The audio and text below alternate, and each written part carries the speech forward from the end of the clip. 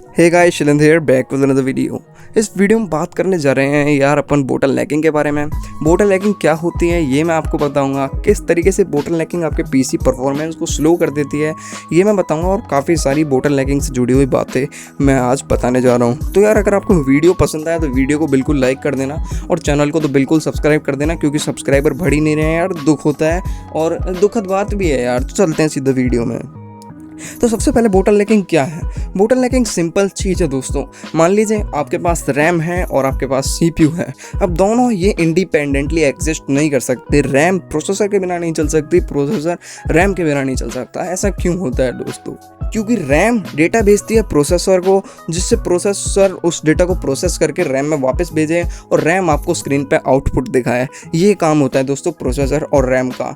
अब एक एग्जांपल ले लेते हैं दोस्तों। आपके पास रैम है और एक प्रोसेसर है। प्रोसेसर आपका 3 गीगाहर्ट्ज की फ्रीक्वेंसी पे चलता है, आपकी रैम चलती है 100 मेगाहर्ट्ज की फ्रीक्वेंसी पे। जस्ट एन एग्जांपल के तौर पे मैं बता रहा हूँ मैं आपको। 100 मेगाहर्ट्ज मतलब ये होता है कि एक बाइट में 8 बिट्स होती हैं दोस्तों।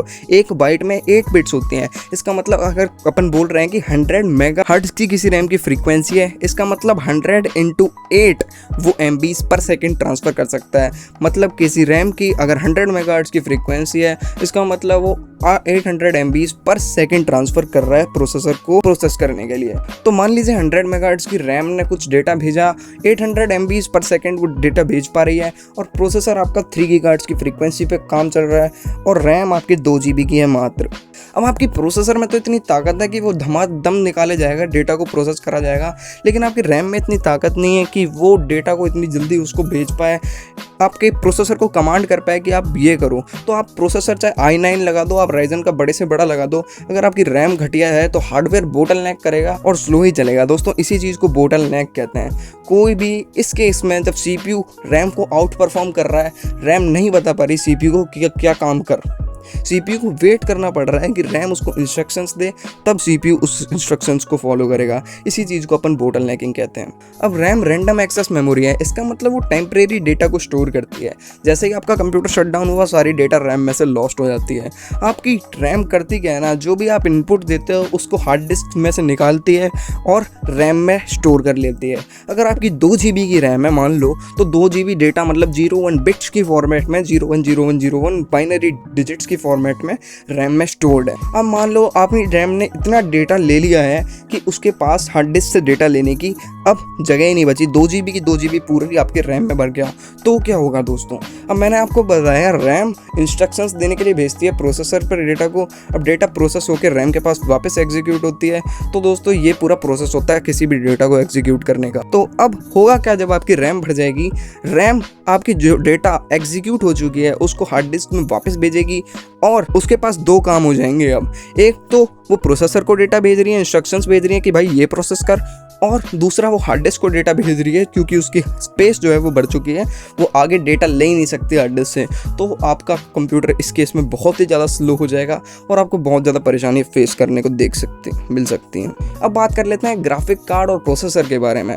जस्ट एज एग्जाम्पल ले लेते हैं। आपके पास 1080 Ti था, आपने 2080 Ti में अपग्रेड किया है। पहले आपके पास i3 8100 करके कुछ प्रोसेसर था, उसमें भी आपको बोटल नेकिंग लग रही थी। आपको लग रहा था कि प्रोसेसिंग मतलब बहुत स्लो हो रही है, तो मतलब फ्रेम रेट्स अच्छी नहीं आ रही। आप समझ सकते हो मैं क्या कहना चाह रहा हूँ। इसके लिए आपने 2080 Ti में अपना ग्राफिक कार्ड को अपग्रेड कर लिया। अब आप देखते हो कि भाई घंटा कुछ परफॉर्मेंस में इंक्रीज देखने को नहीं मिल रहा है, उल्टा लग रहा है कि डाउनवर्ड सी हो गई है परफॉर्मेंस। ऐसा क्यों हो रहा है दोस्तों? अब ग्राफिक कार्ड और प्रोसेसर ऐसा नहीं है, ग्राफिक कार्ड इंडिपेंडेंटली एग्जिस्ट कर सकता है। उसको प्रोसेसर बताता है कि ये तू रेंडर कर, और फिर वो रेंडर करता है। मैं ये कहना चाह रहा हूँ कि ग्राफिक कार्ड के जो कोर्स होते हैं वो प्रोसेसर से, जो कंप्यूटर का CPU है उससे इंस्ट्रक्शंस लेते हैं कि उसको क्या रेंडर करना है, और फिर रेंडर करते हैं। आपके पास 2080 Ti है, ज़बरदस्त ग्राफिक कार्ड है, भयंकर परफॉर्मेंस देता है, और दमादम इंस्ट्रक्शंस को फॉलो करने की उसकी आदत है, और फ्रेम्स वो दमादम निकाल सकता है। लेकिन आपके पास i3 8100 है, जो कि इतना पावरफुल प्रोसेसर नहीं है, और 2080 Ti को इंस्ट्रक्शंस वो इतनी जल्दी नहीं दे पा रहा जितना 2080 Ti इंस्ट्रक्शंस को फॉलो कर रहा है। इस केस में भी बोटल नेकिंग हो जाएगी। इस केस में आपका ग्राफिक कार्ड आपके प्रोसेसर को आउट परफॉर्म कर रहा है, और आपका जो प्रोसेसर होगा वो 100% यूटिलाइज हो जाएगा। आपका ग्राफिक कार्ड होगा 10%, 5% यूटिलाइज। दोस्तों यही बोटल नेकिंग होती है। आशा करता हूँ आपको सब समझ में आ गया होगा। ये बोटल नेकिंग को रोकने के लिए आप दो ही चीज़ कर सकते हो यार। एक तो आप हार्डवेयर्स को इस तरीके से खरीदो कि कोई भी एक दूसरे को आउट परफॉर्म नहीं करे, एकदम बैलेंस्ड कॉन्फ़िगरेशंस होए, बैलेंस्ड सब कुछ होए, जिससे कि कोई भी किसी भी चीज़ को आउट परफॉर्म ना करे। दूसरा है आप चैनल को सब्सक्राइब मार सकते हो, जैसे मैं आपको लेटेस्ट टिप्स एंड ट्रिक्स दे सकूँ टेक्नोलॉजी के बारे में। तो यार चलते हैं, अगली वीडियो में मिलूंगा यार। सब्सक्राइब कर देना चैनल का, लाइक कर देना वीडियो को। चलता हूँ, बाय।